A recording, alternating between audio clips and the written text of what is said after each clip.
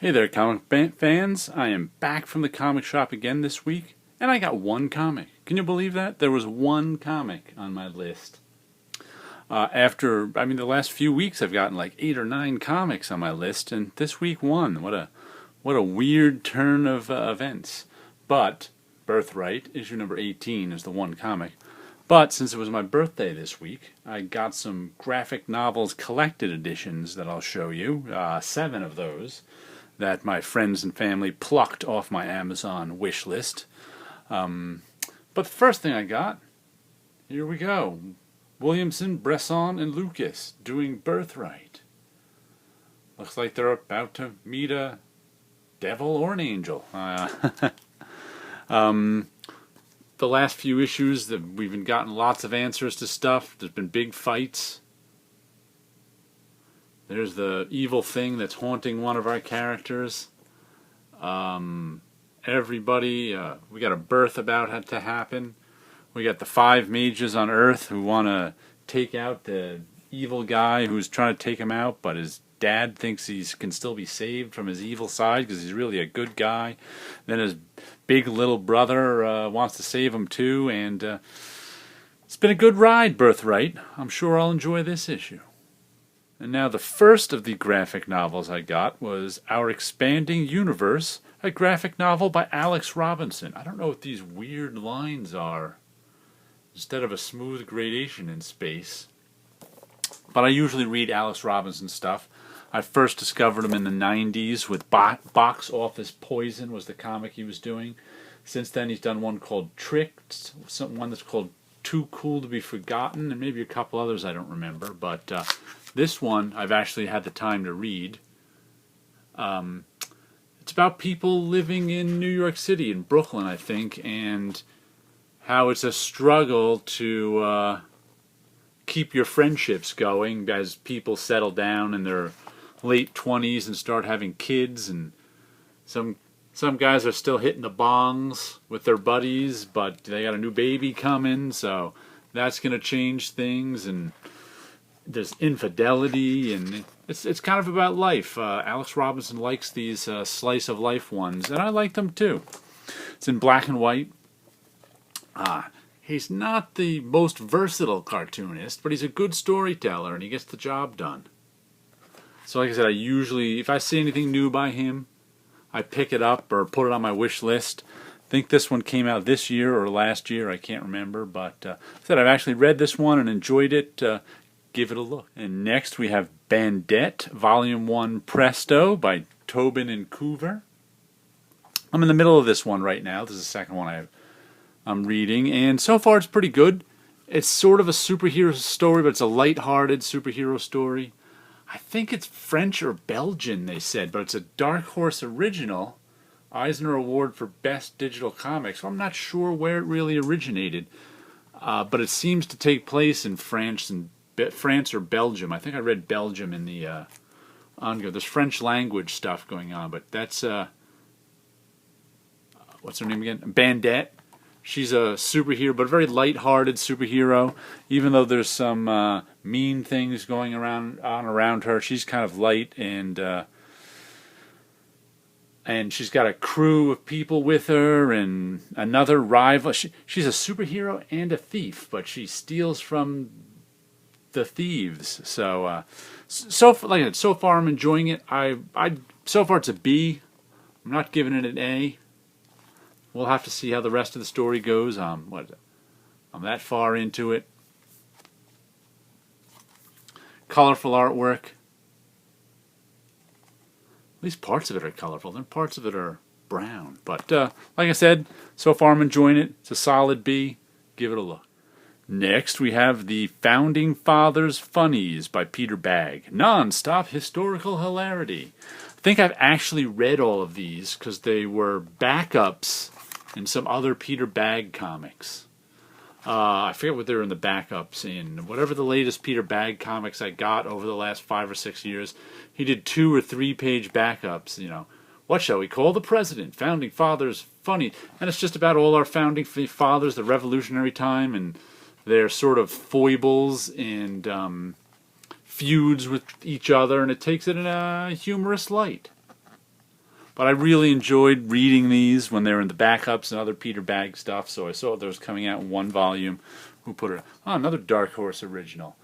So I saw Dark Horse was putting this out, and stuck it on my Amazon wish list, and now here it is. And next we have Patience by Daniel Klaus. I've been buying Daniel Klaus's stuff since he first started 8-Ball. I bought some of his Lloyd Llewellyn stuff before that, but it was really when he did the sort of anthology 8-Ball comics. I think 8-Ball was comic size, but Lloyd Llewellyn was magazine size. And I really started collecting it with 8-Ball. Oof, this one's heavy. How big and thick that is. I have no idea what it's about.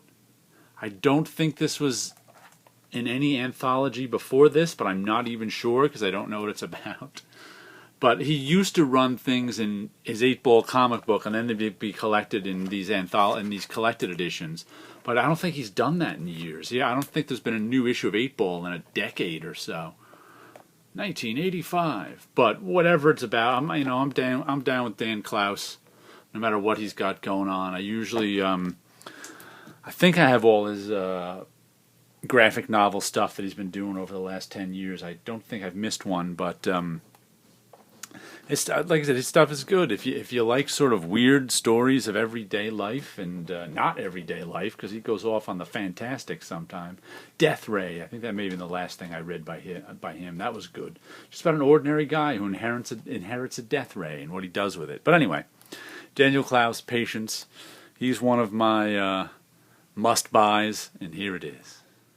And here is Emmanuel Guibert's How the World Was, A California Childhood. If you remember, a few weeks ago I mentioned Alan's War. This is by the same cartoonist with stories by the same guy. Emmanuel Guibert is French, so this is, I guess, translated from French. And he met this, Alan Cope was the name of the guy who was living in. He was an American living in France in the 80s and 90s, and what's his name? Emmanuel Guibert befriended him, and Alan Cope told him all his old stories about World War II and such, and they made that into Alan's War. And this was the story. Cope, that's the guy's name. This was the story of Alan Cope's childhood growing up in California during the Great Depression. I fully expect it to be as good as Alan's War, which was very, very good. It was very, gave you insight into a person's life. I expect this to give me insight into Alan Cope's childhood. So, like I said, Alan's War was one of my favorites I've read all year, and I expect How the World Was to be just as good. Our second to last book is Silver by Stephen Frank, Volume 1. I don't know much about this from Dark Planet. I think I read a review or saw a preview of it and put it on my Amazon list. Some nice black and white artwork. So I'm looking forward that I can't even remember. Like sometimes I see something, read a preview, put it on the list.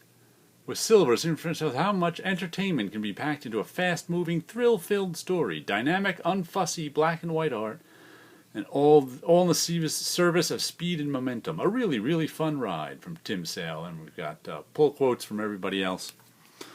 But like I said, I saw it. I must have liked the preview and review and put it on my Amazon list, and now it's a surprise to me because that's why I like that Amazon wish list. You can put things on it that get you and that capture your attention and save them for later, even if you don't remember what captured your attention. So Silver by Stephen Frank. And our last birthday book is Adrian Tomine's Killing and Dying. I don't know if this is new stories or old stories, because it said 6 new stories in it, so maybe he does a book called Optic Nerve that comes out once every few years. He's got this really stripped down style of drawing. His stories are kind of stripped down too, and slice of life. But I usually get everything he does. I buy Optic Nerve and the individual issues. Then they often come out in these hardcovers, but sometimes he puts hardcovers out without them ever being in the issues. So I don't know which this is. But you can see it's very kind of, stripped down to its very basics of people talking. And I find them very kind of moving and poignant stuff. Because it's not often about happy people. It's about kind of sad, contemplative people and them going through their lives. Let's see, what does it say in the beginning? In the book jacket. Adrian Tomein's graphic novel Shortcomings was named New York Times bestseller, blah, blah, blah, blah, blah, blah, blah. Killing and Dying. Tomein presents 6 news stories, unlike he has told before. Unpredictable, darkly funny, and deeply moving. Okay, so this must be 6 news stories. Like I said, he's one of these guys. He doesn't come out with stuff that often, but every time he does, I'm there. Finally, we'll give you a little look at my background art. These are Dreams of Things 12 and 13. These are the black and white inked versions. So I'm usually with this series, I'm going to color right over top of this in marker, but I haven't done that yet. This one is sort of an old-fashioned Japanese-style armored guy. Not quite Japanese, influenced by Japanese armor, but not quite the same. And this one is just a strange, dreamlike fella. I was using this rough ink style for both of them. I just kind of didn't want to make nice, thick to thin, pretty lines, so I used the side of my brush to make all sorts of lines and textures that are different than my smooth line that I normally use. But I'll have to show you those again once I eventually get them colored. I'll use my Copic markers to color them, and I'll show them to you then. So have a good week out there, everyone.